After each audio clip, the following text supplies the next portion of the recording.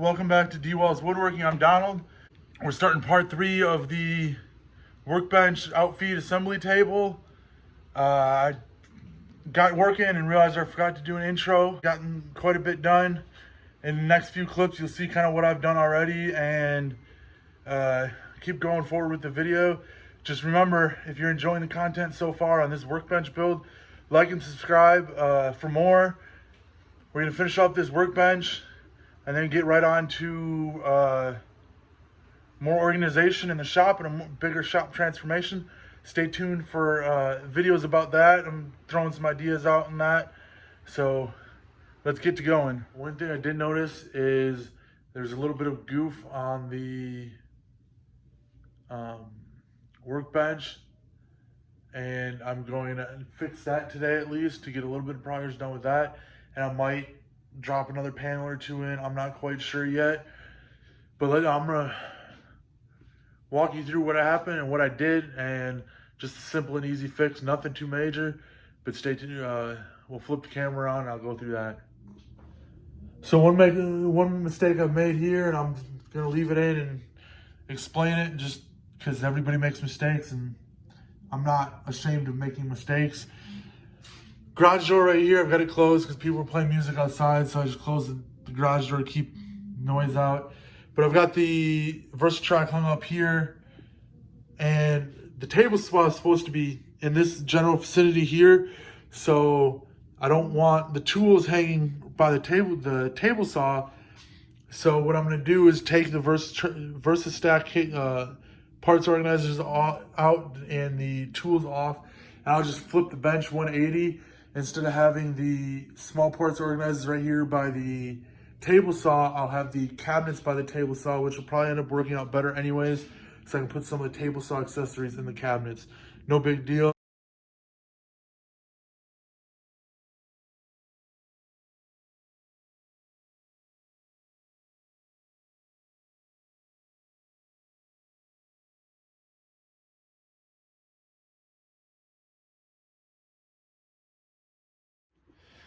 All right, guys, quick update on the outfeed assembly table. We got the other side of the drawers in after we got it flipped around and everything. And like I said with the whole thing earlier, I'm not afraid to hide mistakes. Here's one.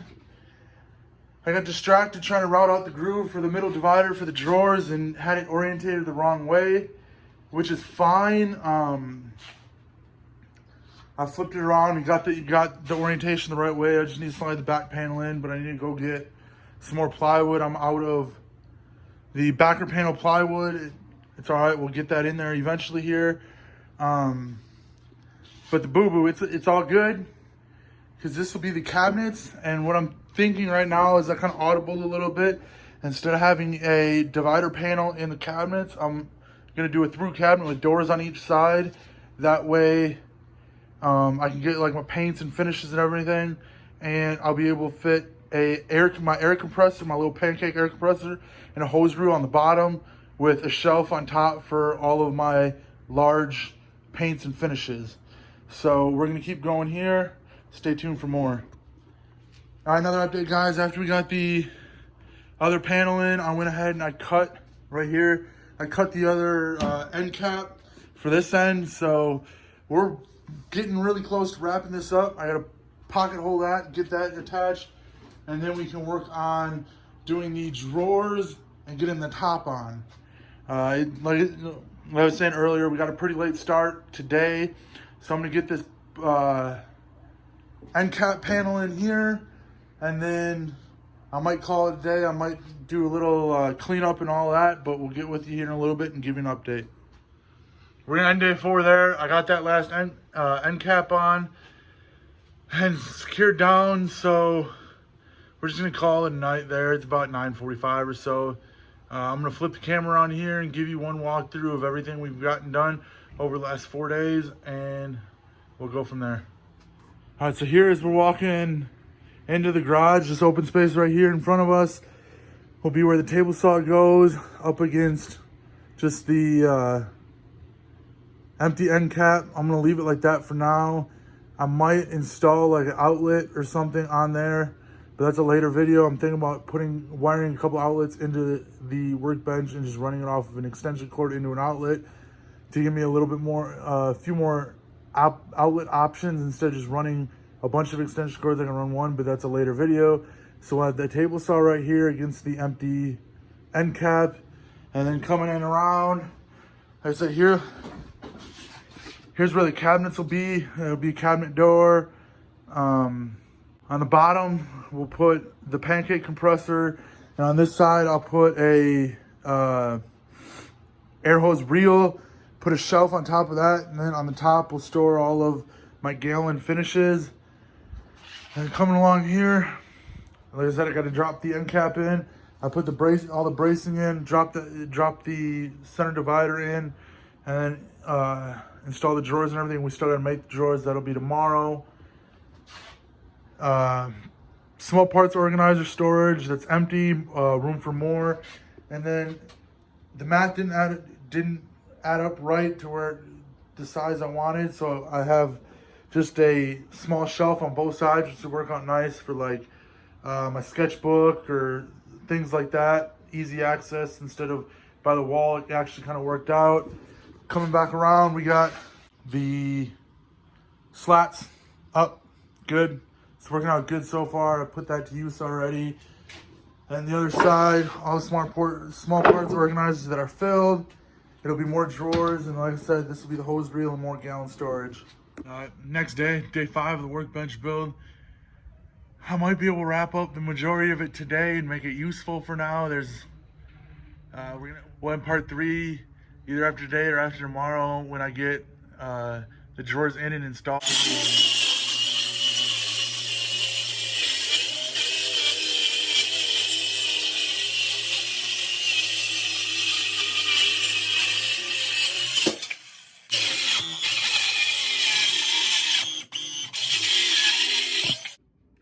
There we go, guys. This piece is fit to length. I'm gonna go underneath and touch fit it, and then we will get some pocket holes in it and get it installed. All right, guys. So we got the shelf in. We're pretty much set up and ready to cut drawers. I went back through the pile I had underneath the old assembly table and separated them into the 2 different lengths. Set up a shop vac on the miter saw, so we're just gonna get to cutting and see how far we can get today. But that turned out real well. I had enough room for 12 gallons of finish in there, so that'll be good.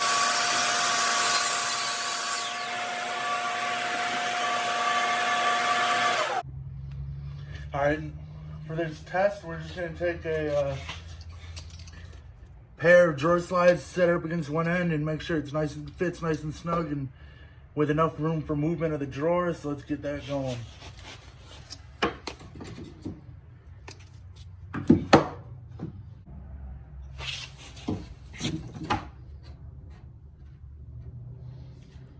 All right, guys, so we got a good fit on that one. There's a good lesson. I always cut long and sneak up on it if you have to. I cut almost perfect and it ended up being a little short, but that's all right. We got a little bit of extra 1/2 inch, so I can just cut one to length and rip it down to depth or width after we get all these cut to length before we put them together. No big deal, but just a tip for you guys on that one.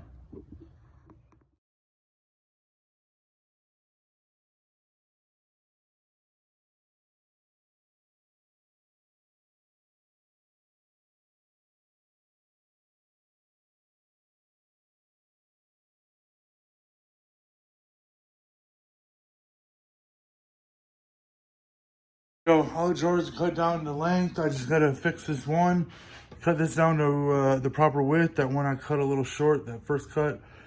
But everything's cut down to length. I'm gonna go, they're 23 inches wide and 14.5 inches deep. So let's get these, this piece cut down to its width and we'll get them started putting together. I'm gonna glue and brad them all together with a bottom. So let's get that piece fixed and we'll keep going. We had all the pieces cut. Showed you that in the earlier clip. Got that one cut down. And then I got one drawer together. I might film the process of that with some of these other ones. I just wanted to get one together and make sure they fit. They fit pretty good. So basically all I did was glue 4 brad nails. I did that on each corner, and then I put a bead of glue around the bottom and brad nailed the bottom to the bottom. And then just took a flush trim bit on the trim router all the way around, flush it up. So we got one done. I don't know when I'm gonna get back to the other drawers. That thing's leaking again. I don't know what's wrong with it. We replaced the gaskets and everything yesterday, and it started leaking as soon as it filled up. So that might be going bye-bye. I'm not sure yet. I'm gonna figure something else out with that so it'll stop leaking so I can use it. But that's about it. So stay tuned for more. Now that the drawers are done, I'm gonna go over everything with a little bit of sandpaper, and then we'll get to installing them. So I'll get back with you once everything's sanded down quick and ready for installation. All right, so we got the 2 big drawers installed on the bottom. I was gonna film it, but I hate installing drawers, so I just want to concentrate on the drawers. But basically what I'm doing is I'm just taking some spacer blocks between the previous slide and the one I'm gonna install for the depth of the drawer, and space it out so it hits about the middle of the drawer. We got 2 more drawers to install, and then we can do drawer fronts. And I gotta do some sort of cabinet or door or something there. Actually, I might leave that open though, just because of how accessible that is. So we'll see there, but it's coming along. We'll get back at you later with another update. So we got the other 2 drawers in. They're sliding good, working good. So I'm gonna move on here. The last thing I'm gonna do for part 3 of this, just because, I mean, there's really nothing else pretty wrapped up, is the wheels. I installed one the other day to see how it worked. Well, I tried to install 2, but the screws that came with those ones, the heads ripped, like just sheared off. So I gotta take that one apart, and then I'm gonna get the other 2 on. So we'll do that and wrap up part 3. I ordered the casters for these off of Amazon. It's just a workbench caster 4-piece. You can kind of see how it goes here. It's like a lift caster type of thing. So you put your foot on the lever and it lifts the desk up, the workbench up. That way when it's in place, it's sitting on its actual legs and not wheels. It comes with this little installation template. So what it is, it's just a little lever, and the wheel screws in with a little nut. So we'll get this down on the ground and get it installed, and we should be good to go. Alright, so what we should do in here is I'm taking just a drill with the template here, and I'll put it, center it in the thing on the leg, and then just pilot hole the 6 templated holes.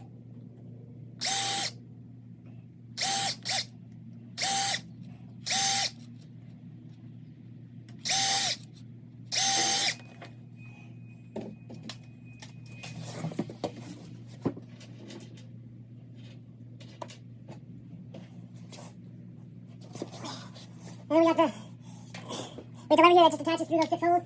So we got in there. The way I like to do it to make sure it gets nice and lined up is I'll do the middle one in the top and then the middle one in the bottom. And not tighten them quite all the way. That way I can go back and adjust it here once all 6 are in and get nice and tight against the workbench.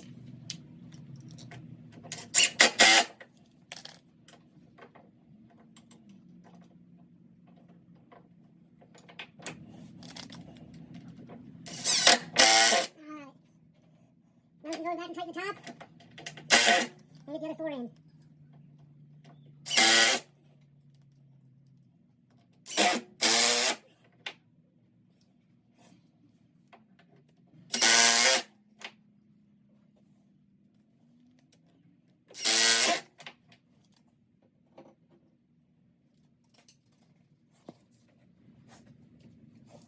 So what we do is take the wheel, and it comes with a 3/4 inch nut, so we just secure this through the hole provided on the wheel thing.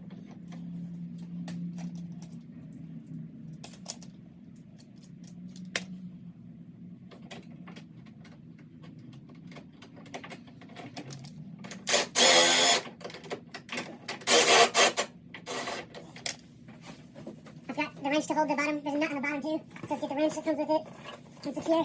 Hold the bottom one when we get this in.